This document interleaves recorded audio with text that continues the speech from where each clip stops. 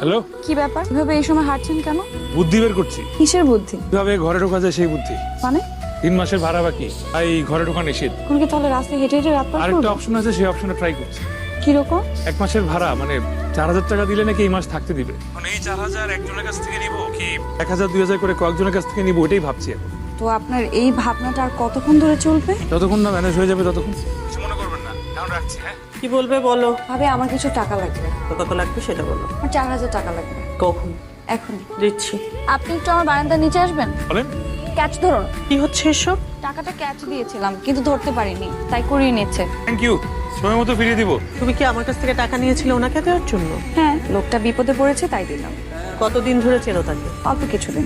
কি করে? প্ল্যান করে। কি প্ল্যান? এই যে কখন কি করবে, কি করলে কি হয়, কি করা যায়, এইটাই। তোমার ভাইয়া জানলে কি করবে বলো? ভাবি প্লিজ ভাইয়াকে বলো না।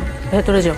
ভাবি দেখ, এটা ওই ছেলেটার বাবা কিছু না জানিয়ে তোমার ভাইয়াকে আসতে বলি তাড়াতাড়ি। আরে এদিকে কি আশ্চর্য ঘটনা ঘটেছে তুমি আগে সেটা শোনো। এভাবে কি কেউ বোকা বানায়? এইভাবে কি কেউ স্বপ্নে ভাসায়? এভাবে অপ্রস্তুত করে কেউ কে আসে? এভাবে রিস্ক নিয়ে কেউ কি ভালোবাসে?